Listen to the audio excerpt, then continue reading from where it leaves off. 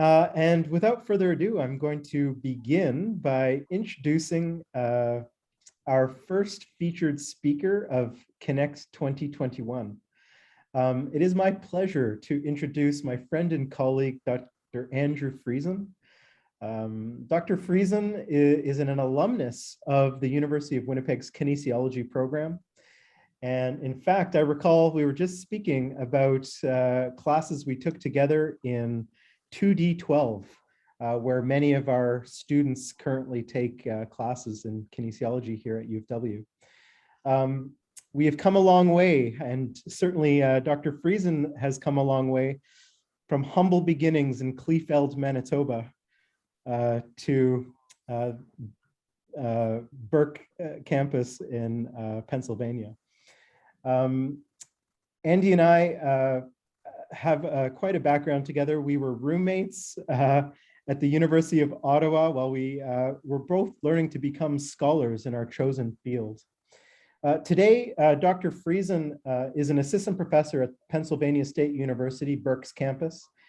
His current research interests include emotional regulation and the professional practice of applied sports psychology consultants. He was a member of the Emotional Regulation of Others and Self network called EROS in Wolverhampton, England. And Dr. Friesen is also an applied sports psychology practitioner, having worked with professional and amateur elite athletes for the past 15 years. He's a certified mental performance consultant with the Association of Applied Sports Psychology and the Canadian Sport Psychology Association. Please join me in welcoming Dr. Friesen for his lecture entitled Emotional Regulation of Others and Self in Sport. So Andy, please take it away. Thanks very much, Aman. It's fantastic to be here presenting to the Department of Kinesiology. Like Aman was saying, I went through this program myself, and for me to now be talking with you within this context is really full circle for me, and so that's wonderful to be here. Although I think when I first started, I think it was actually called the Department of Physical Activity and Sports Studies. I think PASS was the actual acronym that they had, so it was nice to have that updated to kinesiology and applied health. And as you might actually notice behind me, that's my University of Winnipeg diploma, which I proudly display on my wall now. So demonstrating that if I can go through this program and get through it, then there's hope for absolutely everyone to go through this program. I wish I could say the same thing about, Aman mentioned we were roommates together. You might have noticed my picture that I had for the speech today. There's a nice full head of hair there. Living with Dr. Hussein with 2 years, it takes its toll on you a little bit. So a little bit of a warning there for those of you who are taking Dr. Hussein's class there. So have to get that little bit of shot in on. All right. So as Dr. Hussein explained, I'm a product of the University of Winnipeg Kinesiology and Applied Health program. The very first applied experiences that I had was with Team Manitoba for Canada Games. Went on to work with Canadian Sport Institute, and has really, I've enjoyed the opportunity to work with a number of different organizations, professional organizations, amateur elite organizations, and it all does come from the solid foundation that I got at Winnipeg. And so it's fantastic to be here and as a bit of a legacy towards that foundational degree that I had. So like Dr. Hussein explained, we both went to University of Ottawa for a master's, and then Aman went off to Australia for his PhD. I went to England for my PhD at the University of Wolverhampton, and I was part of a research group. We were collectively called ourselves the Emotion Regulation of Others and Self Research Group, the acronym being EROS, which seemed fitting as Eros is the Greek god of love, and so the Brits do enjoy a very good acronym. And so that seemed very appropriate there. It was an extremely large grant. It was 2.1 million pounds, which is about 3.5 million Canadian, which is a significant chunk of change for a social science-based research program. We had 9 primary investigators across 5 different universities, and so we had researchers there from Sheffield and from Reading, Oxford University, from Manchester, and then we were there representing University of Wolverhampton, and we were all looking at emotions and emotion regulation from different perspectives in psychology. And so we had individuals from clinical psychology and neuropsychology and work psychology, developmental psychology, and then us from Wolverhampton. We were humbly there looking at emotion regulation within the context of sport and exercise. It was a very productive research group. I think by the end we had churned out about 150 distinct publications, peer-reviewed articles. But one of the most, one of the best payoffs, one of the best outputs that we had was publishing a book entitled "Should I Strap a Battery to My Head?" and Other Questions About Emotions. And this was a very nice book, a very applied book, whereby we used the research that we had conducted to answer some very common real life questions, like, should I listen to my heart, or when should I listen to my heart, perhaps? Are moods contagious, or are moods something that we can catch from other people? Are there certain moods that are associated with that eureka moment, or with creativity, with problem solving? Why you should never go to sleep angry, and looking at the physiological effects of emotion, and how when we go to sleep angry, it really sets us up in terms of putting us in a physiological state that is probably less than ideal in terms of waking up refreshed and ready to go. Does it hurt to serve with a smile? And so we were looking at the notion of emotional labor and customer service, and what is the physiological toll that it takes on workers in customer service to always be, service with a smile and trying to placate the people that you're working with? Is there a physical toll for that type of excessive emotion expression? And many more questions that we asked. My chapter that I humbly contributed was, why would I want to feel anxious now when I know that I'm going to feel anxious later? And this is actually, frankly, this harkens back to my experience at University of Winnipeg, and I was studying under Dr. Cal Botterill, who is the sports psychology professor there. And he often talked about the notion of what he called emotion inoculation.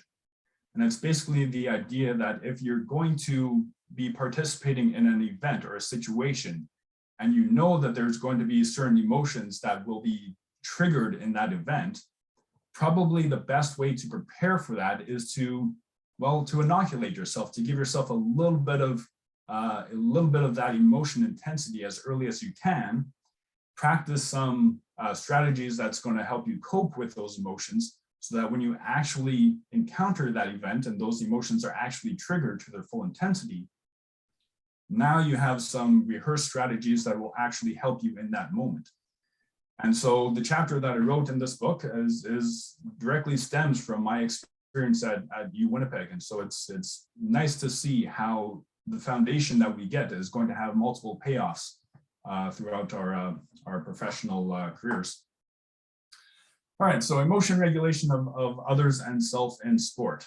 And I'm very deliberate with the imagery here. It's the notion of, often when we think about the full intensity of an emotional experience, I mean, we can kind of liken that to being in the ocean, and that it's very encompassing, and that it's it's a very immersive experience.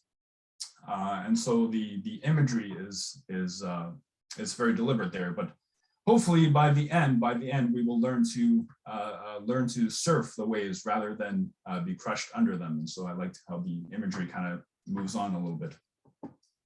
But ultimately, the first question that kind of starts us off is, do emotions influence performance?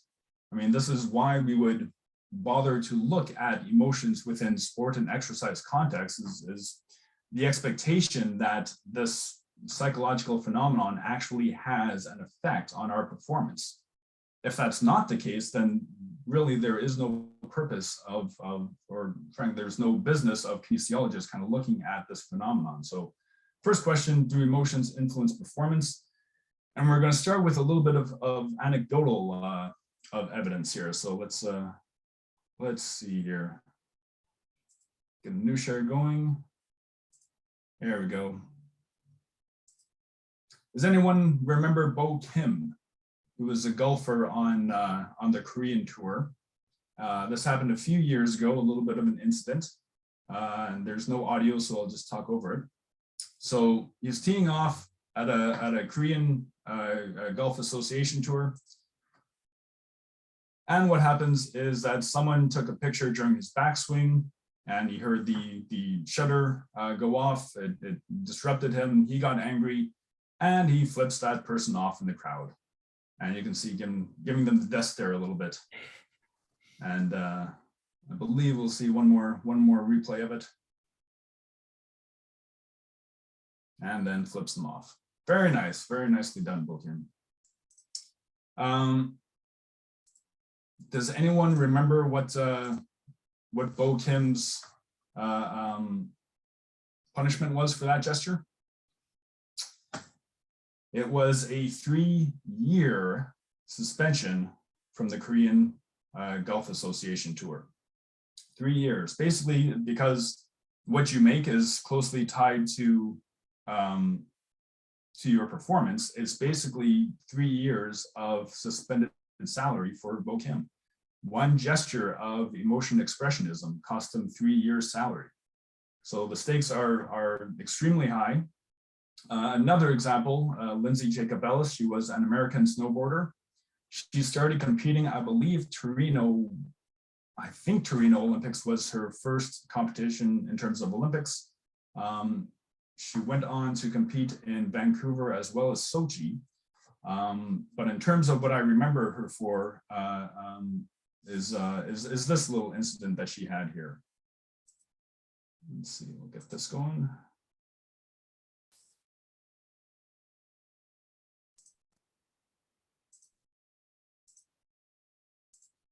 Gosh. Like I said, all she wanted was the whole shot, and she could just run with it. Exactly. Oh! Jacob Ellis goes down. Jacob Ellis goes down. A shocker on the home stretch. Tanya Frieden of Switzerland grabs the gold, and Jacob Ellis gets the silver.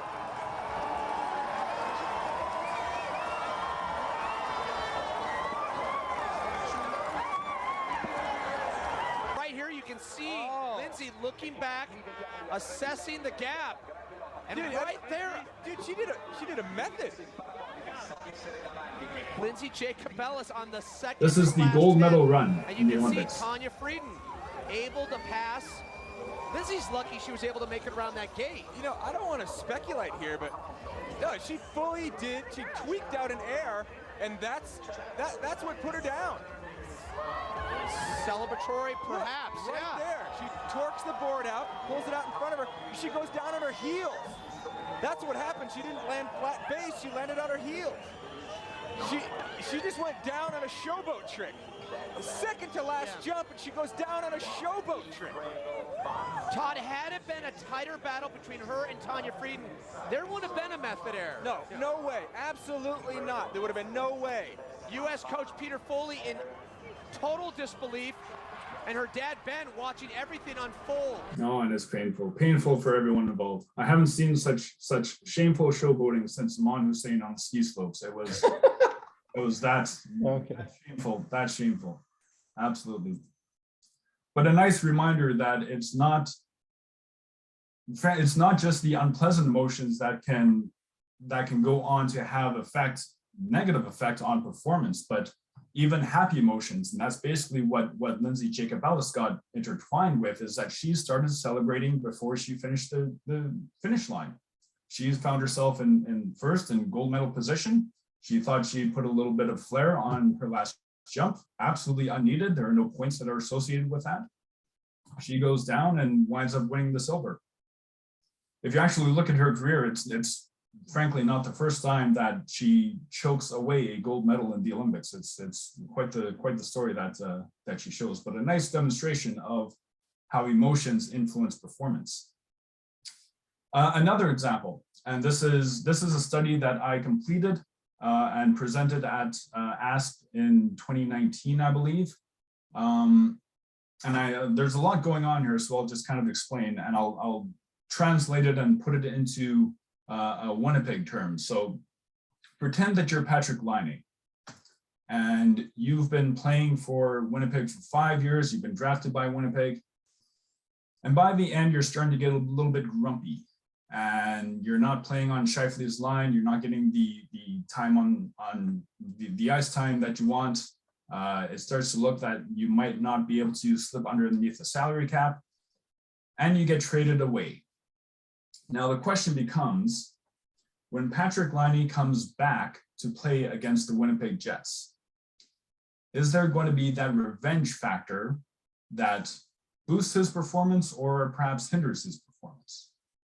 And this is something that I've kind of observed a few times in sport, this notion of when you come back and play against a team that you previously played for, what happens to your performance? Is there that revenge factor, revenge being a very nice under-researched emotion?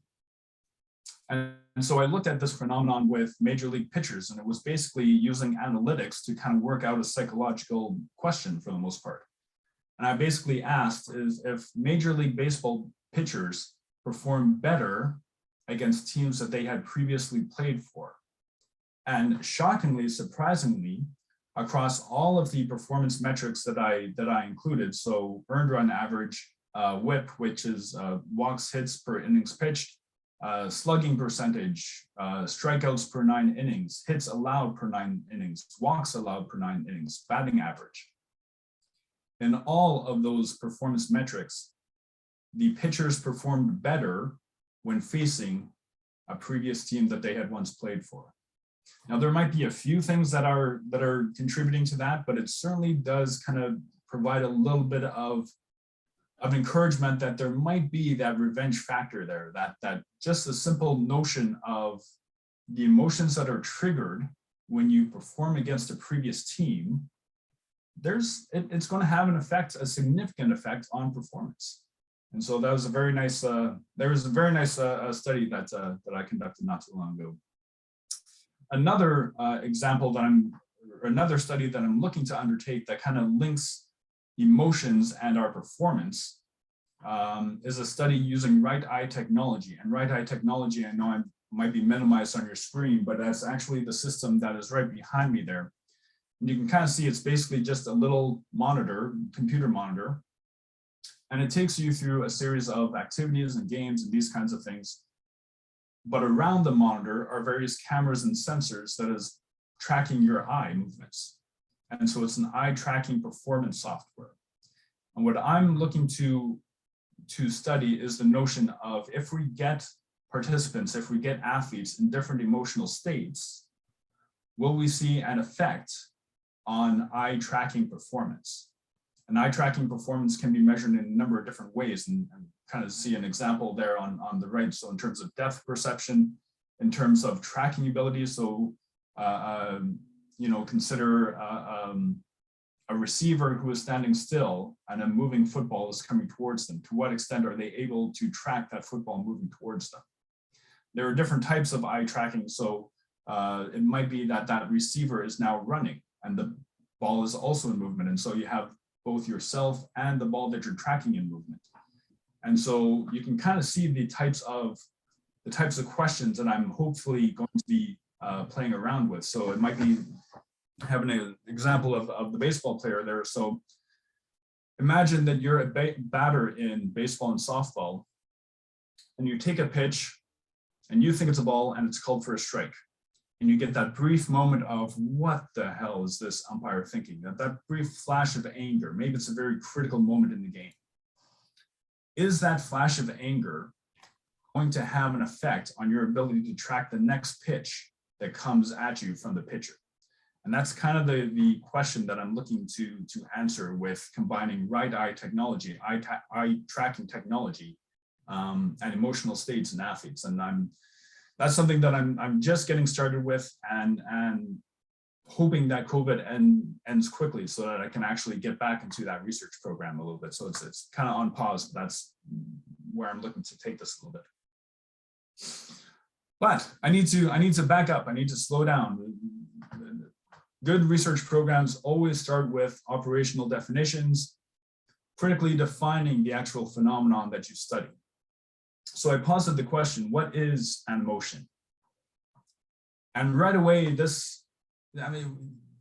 there are those kinds of questions in life that we get asked that seem so simple, so obvious, so rudimentary that it's almost like we're insulted that we were just asked that, and so we don't bother answering. Sometimes that happens in class. Sometimes I'm the one asking those types of questions, sometimes rarely. But it seems like this is that type of question where it's so obvious that we know what an emotion is. We experience emotions. We've had experience with emotions, well, frankly, even before we've had conscious thought, before we've been able to identify that we are self-aware, that we are self-sentient. We've been able to express our emotional states even as babies. And so it seems very obvious that we know what an emotion is, and yet when we actually look to define it, it becomes a little bit tricky. We kind of flub over it's kind of a feeling, but I suppose there's some thoughts associated with it, and all right, so you describe that feeling, and it's very, we know that anger feels different from anxiety, which feels different from happiness. But to try to describe that doesn't just say, well, happiness is like glad. Well, what does it feel like to be glad? Well, it's kind of like being excited. All right, but what is an actual emotion? We can't just deal with synonyms here. We need to find out what an actual definition is. There have been many definitions that have been offered. Most of them kind of dance around the same types of objects. And so this is Richard Lazarus, very prominent emotions researcher. He offered that emotion, or an emotion, is an organized psychophysiological reaction to ongoing relationships with the environment, most often, but not always, interpersonal or social, involving subjective experiences, observable actions, and impulses to act, and physiological changes. And whenever I deconstruct the definition, I kind of put in red the main parts to dissect it a little bit more. And when there's something to really overemphasize, that I underline, you can see that pretty much everything in this definition is red and a little bit underlined as well. So first and foremost, emotions are reactions to something. We don't just get emotional for no reason. The emotions are reactions to something in our environment. Sometimes it's just something, but like Richard says, oftentimes it's someone that is triggering that emotion. And even right there, that's important to pause and reflect upon, because when we talk about the notion of regulating our emotions, managing our emotions, there's often the thought that that management process, that regulation process, is something very internal. We think of emotions as very internal to ourselves. But if it's something else in the environment that is triggering the emotion, that means that in order to manage our emotions, maybe it's not about managing ourselves, but just managing that thing that has triggered the emotion. And so suddenly the range of strategies that are available to us really become very broad, because it's not just managing ourselves, but it is having an actionable effect on something in our environment. And so that opens up a lot of new different strategies. A reaction to ongoing relationships with the environment. And that ongoing is a key aspect as well, because just because something has triggered an emotion in us doesn't mean that that same thing won't trigger the emotion tomorrow or even an hour later. Our emotions are a very dynamic phenomenon, very dynamic, always changing, always fluctuating. The intensity, the duration, it becomes very messy very quickly because of just how complex and dynamic and flexible these emotional experiences always are. We know that emotions, there's that feeling aspect. Like I said before, we know that anger feels different than anxiety, which feels different than embarrassment, which feels differently than guilt. And so there's that subjective experience, that component of emotions. But there's also the observable actions and impulses to act. And I pause here to underline that this is important because, once again, this is why we study emotions within sport and exercise, because we were looking at the effects on our actions, AKA performance. And so this is why there are certain actions and even impulses to act that get associated with the emotional experience. And this is really why it becomes a key phenomenon in sport and exercise. And physiological changes, just more example of how the emotion is a very immersive experience. It hits us in our feelings, it hits us in our cognitions, which isn't even addressed here, but it affects our things like memory, it affects our perceptions, all these cognitive processes, it affects our behaviors, and then it also literally affects how our body is functioning, our heartbeat, our breathing patterns. And so it really is an immersive experience, this emotion that we experience. Emotion regulation then is the modification in the valence, duration, or intensity of any of these aspects. And so when we talk about managing our emotions, it might be, all right, so we're trying to change the valence in that we are angry and we want to be happy. And so we're actually trying to change the emotion, the feeling associated with these emotions.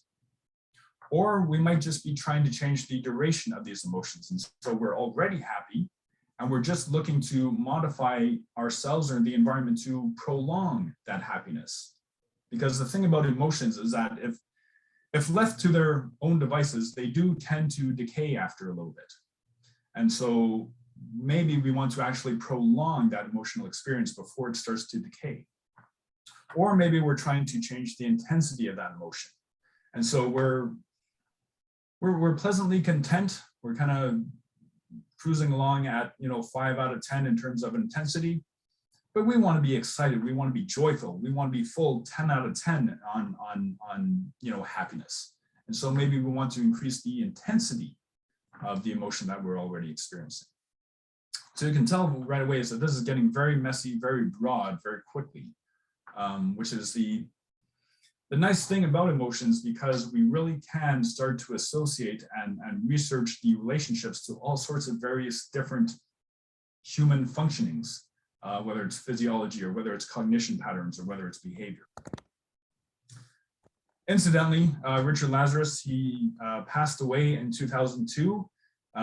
And his last publication was in 2020. And in fact, I would say that he has published more since his death than I probably will in my entire life. And so this is the type of competition that us scholars now have to deal with, in that we have such prolific publishers that they are publishing well after they die. And so this is the standard that we now have to reach for ourselves. Oh, goodness. What triggers our emotions in sport?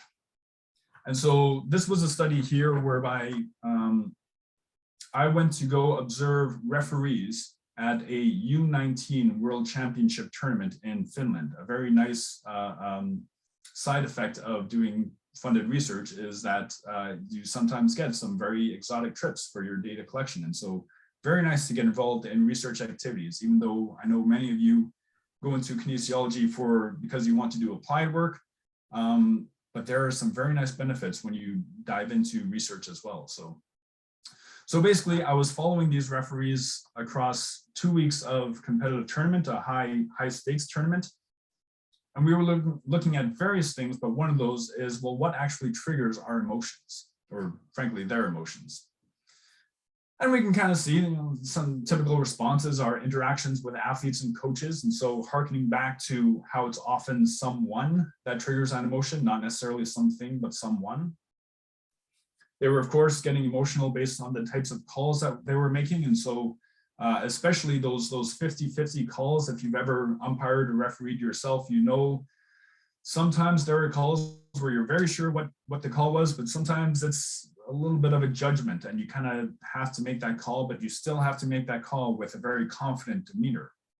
That triggers an emotion or two. Being overruled by one of your teammates, by one of your fellow referees, I mean, that makes you a little bit embarrassed, a little bit guilty perhaps. Starts to second guess your own perceptions a little bit. Making errors, no one likes to make mistakes, especially on a grand scale like that. Physiological sensations like fatigue or dealing with injuries or with heat and cold and these types of things. The meaningfulness of the game. And so, I mean, there's more importance with preseason games, or sorry, more importance with postseason games, playoffs, than there is with preseason games. And so just the meaningful of the event is going to trigger different emotional intensities. The roles that we have to play. And so if you are the head referee, you have more responsibilities. And so therefore your emotional load is quite heavier than if you're just kind of a side judge with not as many responsibilities. Evaluations. And so these referees, while they were performing, while they were officiating, they were also being evaluated in terms of, well, who is going to referee the gold medal match? And so we know that evaluations are also going to trigger some emotional experiences. And then, of course, every performer is first and foremost a human being, which means that they have the same types of life stressors that we all have. And sometimes these life stresses creep into their referee performance. And so many things are going to impact emotions. And while the actual things and the actual people might change from situation to situation, once again, if we go back to Richard Lazarus and some of the theory that he has developed, there are some themes that are quite common that kind of that trigger these emotions. And so basically we will feel angry whenever there has been some sort of demeaning offense against myself or my interests or the people that I care about. We feel anxious about anything where we have something meaningful and that meaningful thing is under threat, or we don't know what's going to happen to that, so there's some sort of existential threat. We feel guilt when there's some sort of moral imperative that we have transgressed, and so if there's some sort of team norm or team standards that we have on our team and that we go against it, we start to feel guilty a little bit. And these are nice because when we can identify what the core theme to each emotion is, once again, we can start to predict when we're going to experience some of these different emotions. And if we can predict the conditions under which we experience different emotions, now we can more properly prepare a response to these emotions. And so once again, it's all about preparation and making sure that the emotion regulation strategies that we have available are well practiced and ready to go, and that we know that they're going to handle the pressure of the situation quite a bit. How do athletes want to feel going into competition? And so, nice little model from, last name Russell, first name, I forget his first name. Russell's Circumplex model of effect. And it basically puts each emotion across two continuums. One is pleasantness, and so you have unpleasant emotions and pleasant emotions, and then also a continuum of arousal, and you have high arousal and low arousal. And so the nice thing is that every single emotion that we have is going to chart on somewhere into one of these four quadrants along these two continuums. And so the question becomes, all right, so what emotions are we actually going to prepare for? And the ones that I have circled there are kind of the common ones that I would at least expect an athlete to have a well-rehearsed strategy for. We know that you're going to feel excited sometime in your sport. We know that you're going to feel guilty sometime in your sport. We know that you're likely going to feel angry sometime in your sport. So part of emotion regulation is just identifying the emotions that we anticipate we're going to experience. And then the question becomes, all right, so what is the appropriate intensity of these emotions?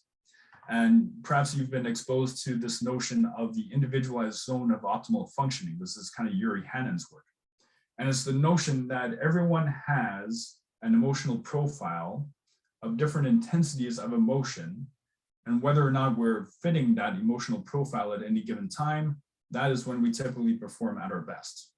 And so you might have some athletes that prefer to have, for example, in this example here, they prefer to compete with very low anxiety. And so athlete A here, when they are not feeling anxious at all, that is when they perform at their best. But you might have athlete B that recognizes that a little bit of anxiety, it's actually kind of good. It kind of makes us a little bit more alert, a little bit more attentive to what's playing out in front of us. We can, with alertness goes up, then we can read the field a little bit better, and so performance. And so this individual likes a moderate amount of anxiety going into a game. Athlete C, they really like to be anxious. They know that anxiety, high anxiety brings out their best performance. They perform best when highly anxious. And so right now we start to see, once again, how messy emotion management becomes, because the laws and the principles of the emotion performance relationship is going to vary from athlete to athlete, and from emotion to motion, and from context to context. And we know this from, so this was another study that I did looking at participants in karate fighters. And what we basically did was they competed, they participated in actual competitions, they participated in training sessions. We video recorded them, played these videos back to them, and then they rated their ideal emotional states across the performance, whether it was training or whether it was competition. And a few things that we learned is that, first of all, there is a different emotional profile from competition to training. And so we see here this individual, they really like to experience anger when competing, but they like to experience a lower intensity of anger when they are in a practice session. Also noteworthy, we see that they actually like to experience a higher intensity of anger than they do happiness, which is odd because typically we like doing things that make us happy. And the whole reason why we participate in sport conceivably is because it makes us happy. And yet we see that in addition to that happiness, we might also like to feel angry if we believe that it helps our performance. There's a little bit of, so again, once these athletes, they like to feel a little bit of anxiety, some moderate anxiety, recognizing that that anxiety is probably going to make them a little bit more attentive to the situation that unfolds. And so that was a very nice study that kind of looked at the differences between the ideal performance state within training and practice scenarios. So how do athletes actually regulate their emotions? This was a study that we did with runners. It was a very simple survey that we did with, I think we had, oh gosh, I think we had over 800 participants take part. It was right before a very popular marathon in England.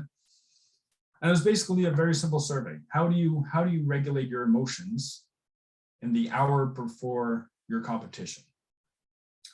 And we got the typical responses. We had a little bit of goal setting. We had a little bit of music. Some like to do some visualization and imagery, these kinds of things. And I have et cetera, literally et cetera, in that we had hundreds of distinct identified emotion regulation strategies, which makes sense because when we look at the research tells us that there are around 400 different distinct strategies that we use to regulate our emotions that have been shown to regulate our emotions, proven to regulate our emotions. In terms of identifying which ones we should use, it comes down to a few things. And so one is, what does the sport actually allow? What do the confines, the logistics of participating sport actually allow? So for example, you might use someone else, talking about your problems to someone else as a strategy to regulate your emotions. But the problem is that within the sport of tennis, you can't talk to your box, you can't talk to your coach, you can't talk to the people in your support box. And so right away that strategy is off the table. So we have to find strategies that actually fit the confines of your sport performance. If we think about the sports of volleyball and baseball and softball, whatever strategy you choose, it has to be something that you can do within 20 seconds, because that's pretty much the amount of time that you have between rallies or between pitches. So anything that you're going to do to manage your emotions has to be effective enough and practiced enough that it's going to be effective within 20 seconds of implementation. And when we start to have those conversations, well, that starts to narrow down that field pretty quickly. I mean, it's as if you like to go shopping to cheer yourself up, well, obviously you're not going to go shopping in the middle of a baseball game. So once again, the confines of the sport help to narrow down the strategies that we're going to use. And then we also look at, well, what is the perceived strategy efficacy? So what do we actually believe is going to have an effect on not only our emotions, but also our emotions to the point where our performance is affected as well. And once again, that's also going to narrow down that list of emotion regulation strategies that we can use. And finally, the actual efficacy of that strategy. So does this work or not? And not does this work or not, but have we actually practiced it to the point where we can reliably use it when the pressure is on? And it's just like physical skills. There needs to be enough practice. There needs to be enough time to develop this skill before we can actually see the payoff. And mental skills are just like physical skills in that regard. One avenue that I'm kind of looking at in terms of emotion regulation strategy is the notion of time in nature. Time in nature. And this is something that, frankly, this is another legacy of my sports psychology experience at the University of Winnipeg. I was under the tutelage of Dr. Cal Botterill, and he frequently talked about the emotional effects of time spent in nature and how you can avoid things like burnout and how you can increase your attention span by, frankly, rejuvenating yourself in nature. And that's kind of what I wanted to actually study, to kind of put to the test. This notion of how do sports psychology consultants actually use nature to bring about emotional effects or, frankly, any kind of improved performance effects. And so this was a qualitative study that I'm doing with sports psychology consultants right now. A nice little example that kind of speaks to this comes from participant 8 here. So if I've had a stressful day and things are annoying me, it's days like that where I'll prioritize going for a run on a forest route or a beach route. And I just know that when I come back, I'm a little less snappy, I'm a little less irritable. Maybe part of that is attention restoration, maybe part of that is that stress restoration, but just my ability to handle stressors when I come back or deal with issues when I return, that's certainly one thing I notice. And basically, I'm curious as to, for lack of a better word, how do we weaponize nature to the point where we get improved emotional effects, psychological effects, and ultimately performance effects? And that's kind of where my research is going right now, is how do we use nature? What type of dose response is needed to trigger some of these effects? Where are we going to see these effects? Is it going to be, a participant here talks about emotion regulation, but we also have improved attention. We also have improved physiology. These are kind of the things that I'm looking to sort out with my research at the moment. So, main takeaway is that there are many different emotion regulation strategies that are available to us. And just as important as selecting which ones, it is making sure that we actually go through the process to practice these strategies so that we can actually rely on them when the pressure's greatest, when our emotions are going to be at their most intense. And that usually is what gives us the greatest chance of effectively regulating our emotions under performance conditions. And with that, I'll turn that back to Dr. Hussain. And I do thank you very much for letting me go on about emotion regulation. It's a topic that I found my passion for. It was not something that I set out to do. It was, frankly, I only really got involved with it when I went to England.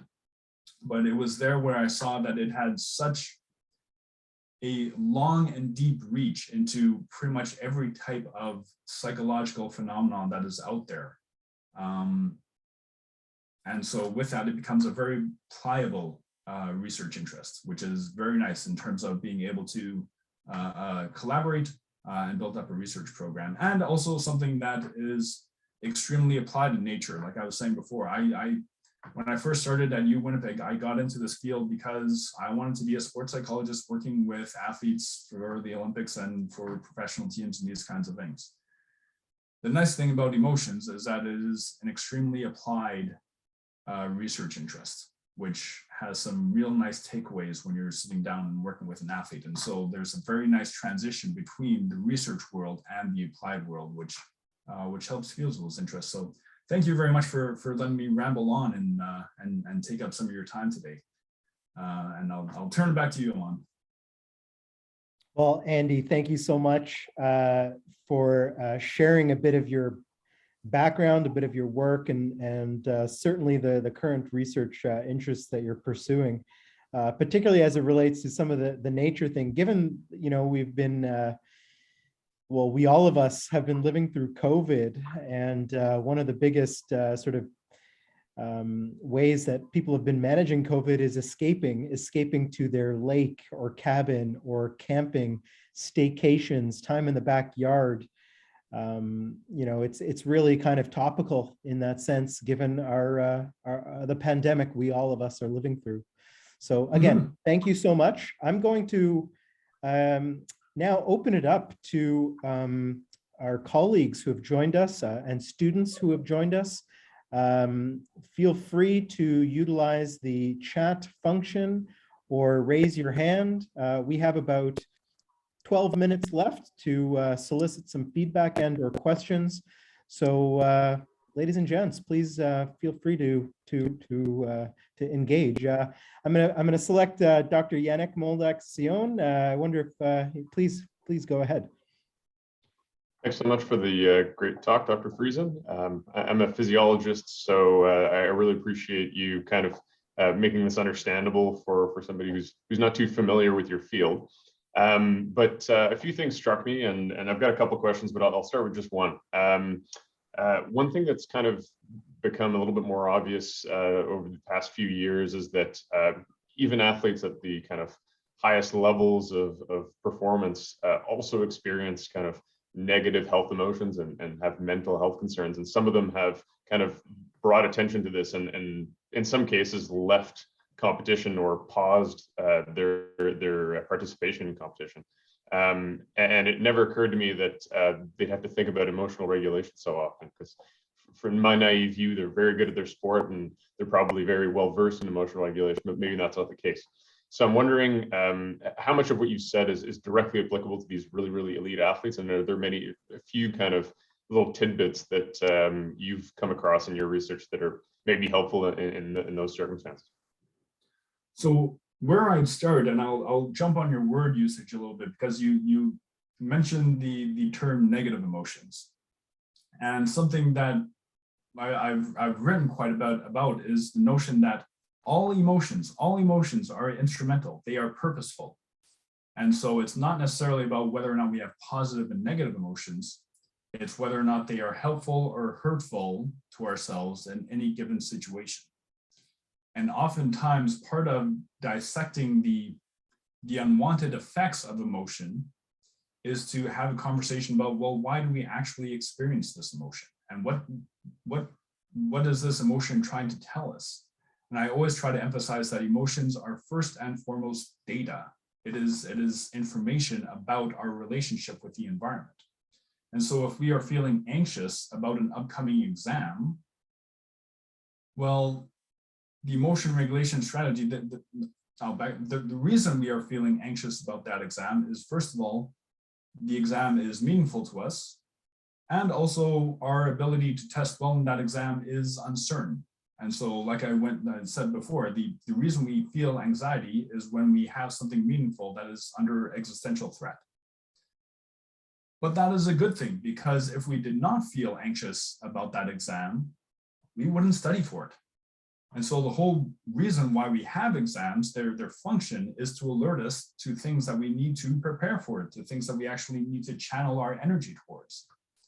If we didn't feel anxious, we wouldn't prepare for that exam. We wouldn't study, and we take the exam and we wouldn't be prepared, and then we'd fail. Well, that's not helpful. So even redefining our relationship with emotions and what they are is often a very helpful conversation with athletes. Recognizing that anxiety is a good thing because it tells us what we need to prepare for. And then as long as we feel that we can actually prepare for that exam, then that's typically what brings the anxiety down. I mean, the more that we study for an exam, the more our anxiety starts to decrease. And so oftentimes when that process goes wrong, it's almost like when I was talking about at the very beginning. We see emotion regulation and we see emotions as a very internal thing, as a very personal thing. But really, when we have the perspective that emotion regulation is having an effect on the environment, then there's a lot of things that come under our control. And as soon as we start to feel that control over our environment, that's typically when we start to feel a little bit better. Individuals with emotional problems typically don't get past the idea that emotions are very personal. And so they just start ruminating and dwelling within this emotional experience, thinking that they have to change some aspect of themselves, when really it's just about changing the environment, having an effect on the environment. And that's probably where I'd start with your question, the notion that a lot of the emotional turmoil that we're kind of witnessing in others stems from the fact that they might not see the actual purpose and instrumental value of emotions, and then they don't use their emotions in beneficial ways. Yeah, thanks so much for that. I saw a couple of other hands here. Yannick, thanks for your question. Dean Goltz, I see, thank you for joining us. I saw you raise your hand, and I wonder if you want to jump in here. Absolutely. Thanks, Aman, and thanks, Dr. Friesen, for joining us today. I guess I have a question regarding your method. Of course, this is of interest to me as a sports enthusiast, and also my own experience with coaching and umpiring and refereeing. How do you tease out in your method, say, familiarity of athletes? And I like that example you showed with baseball pitchers, for example. So I would chalk a lot of that up to the pitcher knows the batters. If they've pitched with the batters for a long time, they know them. Even if they're not pitching against those batters, they not only know what the batters tend to do physically in the box, they also know what the batters tend to do mentally in the box when they're at that. But I also like the example with umpires too for lacrosse. It's kind of interesting. I recognize that limitation because that was also pointed out to me. I had hoped that the large sample size, so I looked at numbers from over 200 pitchers. I think it was literally tens of thousands of innings pitched that I was comparing. And in many cases, I was comparing stats. You know, they might have been pitching against a team that they played for 5 years ago. And in that case, it's likely that that roster that was there when they were there is no longer there. And I was also including athletes that were drafted by a team, but never actually played for the team. And so they might not have actually gotten to talk to their teammates and to actually see what their tendencies are. And so pretty much the only way around that is to frankly try to get that sample size as big as possible, because that way we do tend to, the effects of knowing the roster will be teased out the larger that we go. There were some pitchers in that sample that had a 20-year career, and we were doing comparisons in terms of, well, who did they play for 20 years ago? You can imagine that there are many players that weren't even in the league anymore, let alone on that team where they know what the tendencies are. But I recognize that is a limitation that has been pointed out a few times. Pitching has changed radically, not just in the major leagues, but even lower, because now you're seeing pitchers coming in for, even in the World Series right now, they're coming in for 12 pitches, one batter, and they'll be starting. Yeah, and it harkens to the importance of emotions, because it might be that you're no longer getting pitchers that can actually navigate through the full emotional spectrum of the experience of pitching. Now they come in, the bases are loaded, 2 outs. All they have is anxiety. That's the only emotion that is going to be prevalent there. And so they might not learn how to manage other emotions because they're there just for that one experience, and there's only one emotion that's associated with that. Tricky, that's emotions. Thanks for that, Andy, and for your response. Do we have time for probably one more question? Who's ready to go here? Oh, go for it. Sorry. Go for it, Dr. Goltz. Okay, so coming back now, if we talk about, say, an umpire or a referee, when you get to the higher levels of sport, there's a real relationship there with athletes and the policemen on the field, so to speak. It's quite different than, say, lower levels of sport, and quite different than, say, an Olympic type sport, that they really know the umpires. They see them. I mean, we could use hockey or football. They see them 20, 30, 40 times. They know their family. It's very personal. So how does that come into play then? It does. And so I didn't get to this, but I looked at the notion of interpersonal emotion regulation. How do we try to manage others' emotions? And I looked at this within the context of, it's called the EASY model, emotions as social information.